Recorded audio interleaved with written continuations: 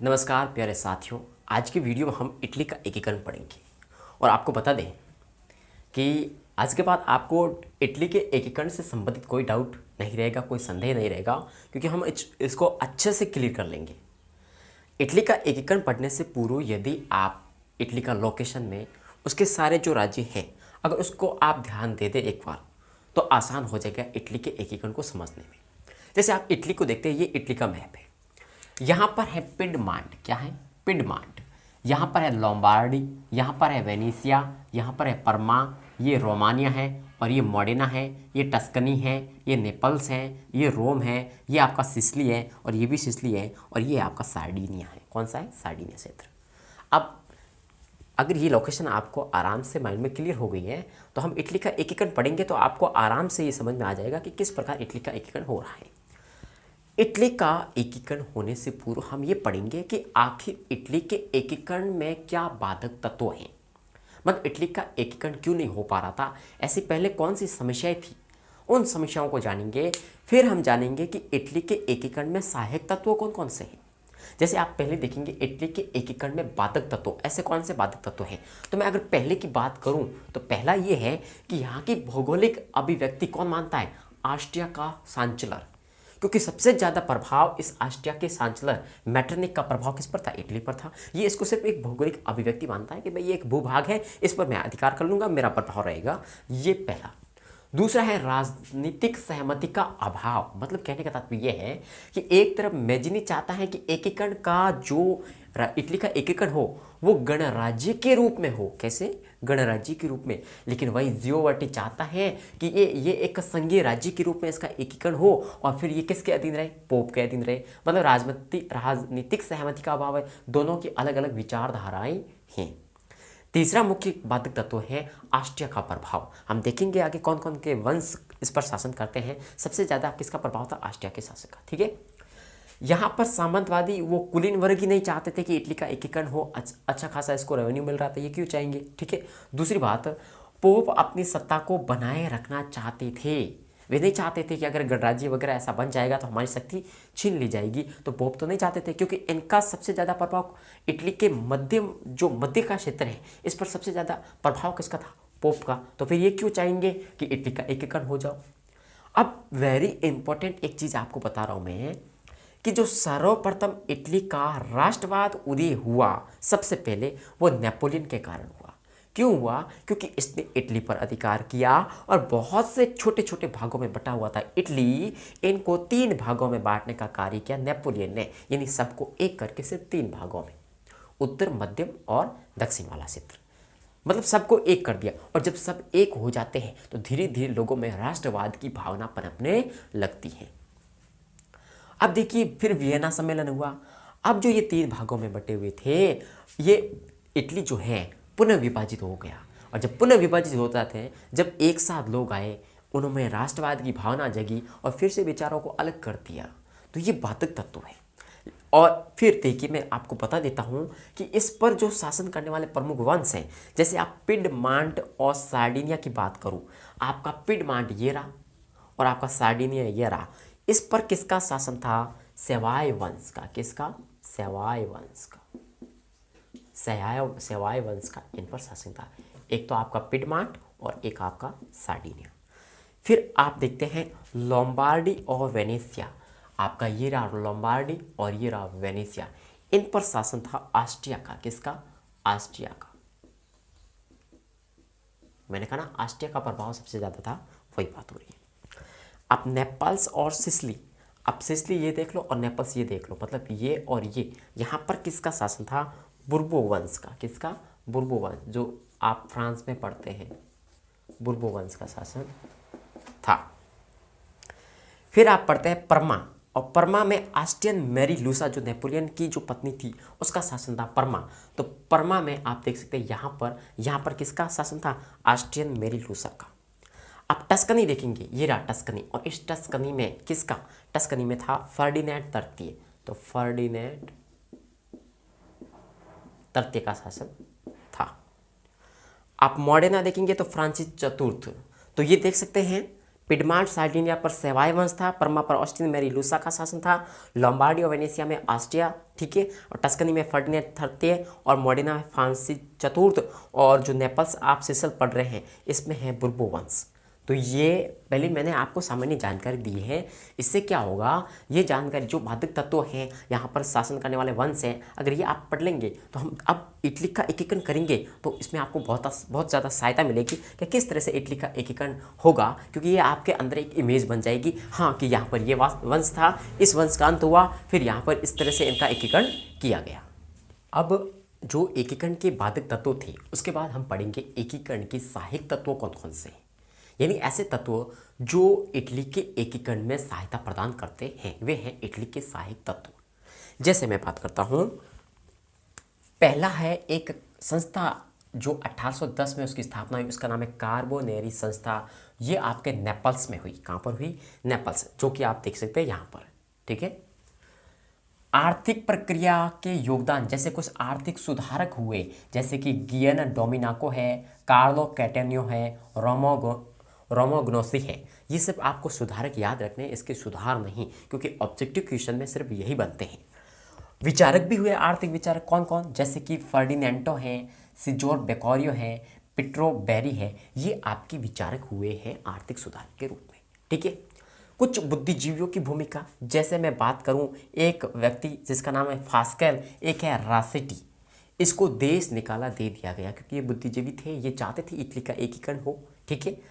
और एक आता है आपका जियोवर्टी, इसने 1843 में एक बुक लिखी और उस बुक का नाम हर एग्जाम में लगभग पूछा जाता है कि इटली की नैतिकता एवं नागरिक श्रेष्ठता, ठीक है।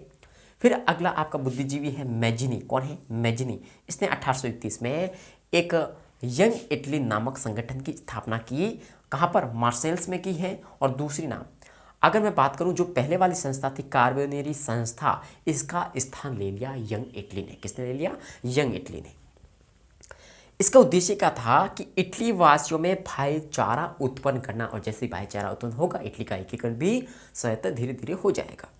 नेतृत्व, ये कहते हैं, मैजिनी कहता है कि नेतृत्व नव युवकों के हाथों में दे दो, इसी इसका नाम है यंग इटली। इसके 3 प्रमुख नारे थे जो एग्जाम में पूछे जाते हैं। पहला नारा था कि परमात्मा में क्या करो? विश्वास करो, और सब भाइयों को एक साथ मिलाओ और इटली को मुक्त करो। यंग इटली से संबंधित ये बातें आपको जरूर याद रखनी है। हम पढ़ रहे हैं इटली के सहायक तत्व। अब कुछ और सहायक तत्वों के बारे में चर्चा करते हैं। चलिए, अब एकीकरण के सहायक घटक में एक बात करते हैं हम चार्ल्स एल्बर्ट की। किसकी बात करते हैं? Charles Albert. इस चार्ल्स एल्बर्ट ने घोषणा की। क्या घोषणा की? कि जब समय आएगा तब मेरा जीवन, मेरा धन, मेरा सर्वोच्च इटली की वेदी पर बलिदान किया जाएगा। ये भी तो इटली का एक सहायक घटक है। यानी इसने भी घोषणा की कि मैं सब कुछ किसके लिए? इटली के लिए त्याग दूंगा, और मैं बताऊंगा कि ये इटली के लिए क्या करता है। इसे आगे बढ़ेंगे। देखिए, इटली के एकीकरण का लक्ष्य स्वीकार किया एक सोसाइटी थी जिसका नाम था नेशनल सोसाइटी, ठीक है। इसका नेतृत्व पिडमांट और सार्डिनिया के प्रदेश कर रही थी। और सहायक घटक क्या थे इटली के? तो उस समय पोप बहुत उदारवादी नीति पर चल रहा था, जिसका पोप का नाम था पाइस 9, ठीक है। तो ये उस समय उदारवादी था। अगर ये कठोरता अपनाता तो थोड़ी कठिनाई होती। 1848 में क्या हुआ? नेपल्स के राजा फर्डिनेंड द्वितीय ने भी उदारवादी जो संविधान है वो स्वीकार कर लिया, क्योंकि नेपल्स लोगों ने विरोध किया और कहा कि हमारा संविधान स्वीकार करो। तो यहाँ के राजा ने स्वीकार कर लिया। कौन सा? उदारवादी संविधान, ठीक है। अब यहाँ पर मेटरनिक ऑस्ट्रिया का चांसलर था। लोगों ने बहुत ज़्यादा विरोध किया तो मेटरनिक को भागना पड़ा। कब? मार्च 1848 को। और ये खबर जब सुन लेता है कौन? चार्ल्स एल्बर्ट, तब वो युद्ध की घोषणा करता है, क्योंकि उसने कहा था कि मैं अपना सर्वोच्च त्याग दूंगा। तो उससे पहले मैं बता देता हूँ, आप एक सहायक घटक में काउंट काबूरबू को भी पढ़ेंगे। इसने एक न्यूज़पेपर लिखा जिसका नाम है रिसर्जिमेंट, सीधा एग्जाम में पूछा जाता है। इसने सबसे पहले मैं बता दूँ, फरवरी 1849 में रोम में गणतंत्र की स्थापना की थी। किसने? काउंट काबू ने। और इसका नेतृत्वकर्ता मैजिनी था। कौन था? मैजिनी था। और मैं आपको बता दूं, चार्ल्स जो एल्बर्ट है, इसने युद्ध की घोषणा की थी। और जब युद्ध का नाम था नेवारा का युद्ध, इस नेवारा का युद्ध में ऑस्ट्रिया के विरुद्ध किसने घोषणा की थी? चार्ल्स एल्बर्ट ने की थी। लेकिन दुर्भाग्यवश चार्ल्स एल्बर्ट यहाँ पर हार जाते हैं। कौन हार जाते हैं? Charles Albert. फिर इसका बेटा जो है, उसका नाम है इमैनुअल द्वितीय, ये राजा बनता है। और ये इसका जो मंत्री था वही कौन है? ये काउंट काबूर है। कौन है? काउंट काऊर। और इसने रोम में गणतंत्र की स्थापना की, इसलिए इसको हम आधुनिक इटली का जन्मदाता क्या कहते हैं? क्या कहते हैं? आधुनिक इटली का जन्मदाता कहते हैं। तो ये बहुत ज़्यादा इंपॉर्टेंट है, हो सके तो इन सब को आप नोट डाउन करो। अगले और हम सहायक घटक के रूप में कुछ चीज़ें पढ़ने वाले हैं। इटली के सहायक घटक में थोड़ा सा हम काउंट कावूर के बारे में जान लेते हैं। इनका जन्म 1810 सार्डिनिया में हुआ। कहाँ हुआ? सार्डिनिया में। 1847 में बहुत ही फेमस इसका न्यूज़पेपर है रिसर्जिमेंटो, बहुत ज़्यादा इंपॉर्टेंट है, एग्जाम में पूछा जाता है, याद रखना। और इसने कहा था कि हम चाहे या ना चाहे हमारा भाग्य फ्रांस पर निर्भर है। ऐसा कहने का तात्पर्य यह है कि सबसे पहले आपको पता है इटली पर अधिकार करने वाला कौन सा था? फ्रांस था। और फ्रांस ने ही सबसे पहले राष्ट्रवाद की भावना जगी थी इटली के वासियों में। इसलिए इन्होंने कहा कि हम चाहे या ना चाहें हमारा भाग्य फ्रांस पर निर्भर है और इसको मौका भी मिलेगा। ठीक है, वो आगे बताएंगे आपको। 1852 में ये पीएम बना था और ये उदार राजतंत्र चाहता था। कैसा? उदार राजतंत्र। क्रीमिया का युद्ध सबसे फेमस कहा जाता है। हम इटली के एकीकरण में सबसे महत्वपूर्ण भूमिका अगर कोई निभाता है तो ये युद्ध निभाता है। बेसिकली ये इटली के बीच में नहीं हुआ था, ये युद्ध हुआ था आपके तुर्की और रूस के बीच में। किसमें? तुर्की और रूस में। तुर्की का साथ दे रहे थे इंग्लैंड और फ्रांस। कौन दे रहे? इंग्लैंड और फ्रांस। कावूर भी इस युद्ध में कूद पड़ा। किसको? फ्रांस और इंग्लैंड को सहायता देने के लिए। तो इससे बहुत खुश हुए कौन? इंग्लैंड और फ्रांस और तुर्की के लोग बहुत खुश हुए इससे। जब ये युद्ध हुआ तो ये तुर्की जीतने के बाद कहा जाता है कि क्रीमिया के युद्ध से, क्रीमिया के कीचड़ से इटली का उदय हुआ। ये लाइन बहुत फेमस है, हर एग्जाम में देखें तो क्रीमिया के कीचड़ से इटली का उदय। मतलब कैसे हुआ? क्योंकि जब ये युद्ध समाप्त हुआ तब नेपोलियन थर्ड ने कहा था। किसने कहा था? नेपोलियन थर्ड ने कहा था कि ओ कावूर, मैं तुम्हारे लिए क्या कर सकता हूँ? बताओ तुम्हारे लिए क्या कर सकता हूँ? तो मैं बता दूँ कि इस नेपोलियन थर्ड ने ही जीतकर जो लोम्बार्डी का क्षेत्र था, लोम्बार्डी क्षेत्र कौन सा आपका? ये लोम्बार्डी क्षेत्र। ये लोम्बार्डी क्षेत्र नेपोलियन ने जीतकर किसको दिया था? इस सार्डिनिया को दिया था। ठीक है, ध्यान रखना। अब देखो सार्डिनिया यही क्षेत्र है इसका, ठीक है, इटली वाला।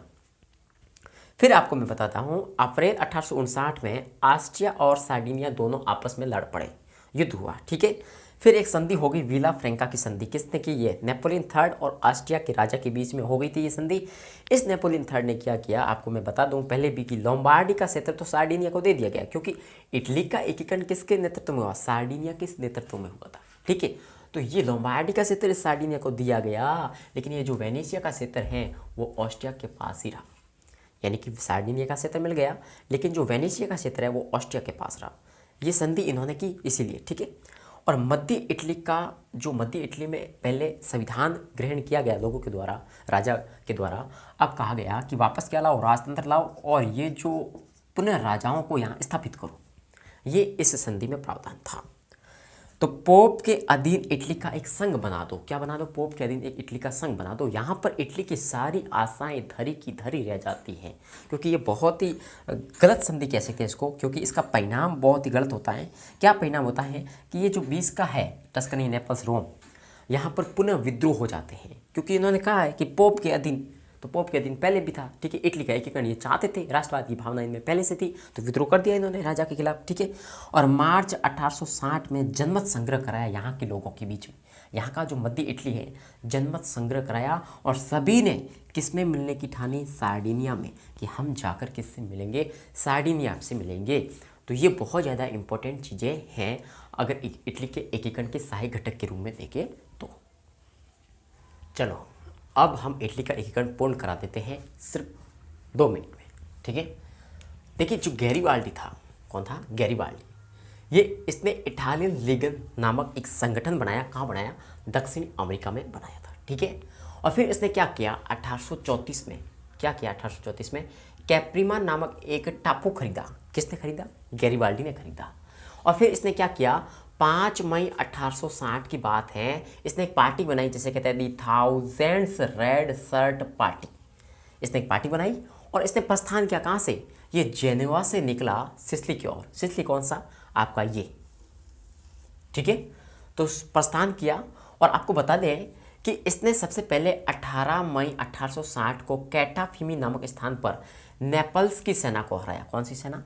नेपल्स। ये रहा आपका नेपल्स और ये रहा आपका सिसिली, हरा दिया इसको। ठीक है, और गैरिबाल्डी स्वयं सिसिली का अधिनायक घोषित कर दिया कि मैं ही हूँ सिसिली का अधिनायक। सिसिली कौन सा? ये। तो ये क्षेत्र और ये क्षेत्र अब किसके अधिकार में आ गए? गैरिबाल्डी के अधिकार में आ गए। ठीक है। गैरिबाल्डी से भेंट किया किसने? विक्टर एमेनुअल मिले। किससे? गैरिबाल्डी से मिले। कहाँ मिले? टियानो में मिले। और कहा विक्टर एमेनुअल ने कि गैरिबाल्डी आपने क्या अच्छा काम किया, आपको हम पुरस्कार करना दें, आपको पुरस्कार देना चाहते हैं। तो गैरिबाल्डी ने क्या कहा? देश की सेवा स्वयं एक पुरस्कार है, मुझे दूसरी चीज़ नहीं चाहिए, स्वतंत्र इटली अमर हो, ऐसा कहने वाले गैरिबाल्डी हैं। और ये गैरिबाल्डी का कथन या ये इनका कोटेशन है, एग्ज़ाम में पूछा जाता है। फिर क्या होता है? एक सैडोवा का युद्ध होता है। कब होता है? 3 जुलाई 1860 को। किसके बीच होता है? पर्सा, जो आप जर्मनी पढ़ते हैं, इस पर्सा के नेतृत्व में जर्मनी का एकीकरण होता है। पर्सा और ऑस्ट्रिया के बीच में होता है और इसमें ऑस्ट्रिया हार जाता है, पर्सा जीत जाता है। और पर्सा का अधिनायक था उस समय बिस्मार्क। इस बिस्मार्क ने क्या किया कि ऑस्ट्रिया से वेनेशिया छीन लिया। कौन सा क्षेत्र? ये। और ये क्षेत्र छीन कर किसको दे दिया? सार्डिनिया को दे दिया। कहने का तात्पर्य है ये क्षेत्र भी मिल गया। कहाँ से मिला ये क्षेत्र? ये क्षेत्र नेपोलियन थर्ड ने दे दिया। तो ये क्षेत्र पर्सा ने दे दिया। देखिए इटली का एकीकरण हो रहा है, आप देख सकते हैं। जो मध्य का है ये सिसिली गैरिबाल्डी ने दे दिया। ये नेपल्स, ये भी गैरिबाल्डी ने दे दिया। यहाँ पर जनमत संग्रह हो गया था और सार्डिनिया के नेतृत्व में पहले से चल रहा था। और सिसिली का अधिनायक कौन है? गैरिबाल्डी है। देखो इटली का एकीकरण हो रहा है, दिख रहा है आपको? ठीक है। अब देखिए विक्टर इमेनुअल ने क्या किया? बचा कुचा जो रोम था, कौन सा? ये वाला क्षेत्र बचा था, इसने क्या किया? इस पर धावा बोल दिया। कब? 20 सितंबर 1870 में। और कहा कि हम रोम आ गए। कहाँ आ गए? हम रोम आ गए। और आपको बता दूं मेरिट ने क्या लिखा? मेरिट ने लिखा कि मैजीनी ने आत्मा, कावूर ने मस्तिष्क और गैरिबाल्डी ने तलवार और विक्टर इमेनुअल ने शरीर बनकर इटली का एकीकरण किया। ये था आपका इटली का एकीकरण। क्योंकि मैं आपको बता दूं सिसिली और नेपल्स ये बीच के क्षेत्र, तो इसका अधिनायक है गैरिबाल्डी। गैरिबाल्डी ने हमको दिलवा दिया। ठीक है, ये बात तो यहाँ पर आपको क्लियर है। ये आपका नेपोलियन से मिल गया, हमें नेपोलियन थर्ड ने दे दिया। ये हमने बिस्मार्क से ले लिया, बिस्मार्क ने हमें गिफ्ट में दे दिया। लो भाई साहब इटली का करो एकीकरण, क्योंकि उस समय जर्मनी का एकीकरण चल रहा था। ठीक है। पिडमार और सार्डिनिया तो पहले से ही इसमें थे, इन्हीं के प्रभाव से ये सारा काम हो रहा था। क्योंकि लोम्बार्डी और ये सार्डिनिया और पिडमार्ट में एक ही वंश था, आपको पता है सेवाई वंश था। ये अंत होने पर ये भी क्षेत्र हमारे अंडर में आ गया। ठीक है। तो कुल मिला के, और रोम वाला आपको विक्टर एमेनुअल ने धावा बोला और इसको जीत लिया। कुल मिला के ये सारा एकीकरण हो गया किसका? इटली का। और मैं आशा करता हूँ कि आपको ये बहुत ही अच्छे से समझ में आया होगा कि हमने किस तरह से धीरे धीरे क्षेत्रों को लेकर इटली का एकीकरण पूर्ण किया। और मैं ये भी आशा करता हूँ कि अगर आप ये अच्छे से नोट डाउन करेंगे तो इटली के एकीकरण से संबंधित कोई भी संदेह आपके मन में नहीं होगा। तो आज का वीडियो हम यहीं पर समाप्त करते हैं, फिर मिलेंगे एक नई वीडियो के साथ। आज इटली का एकीकरण हुआ, अगले वीडियो में हम जर्मनी के एकीकरण के बारे में चर्चा करेंगे। तब तक के लिए जय हिंद, जय जवाहर।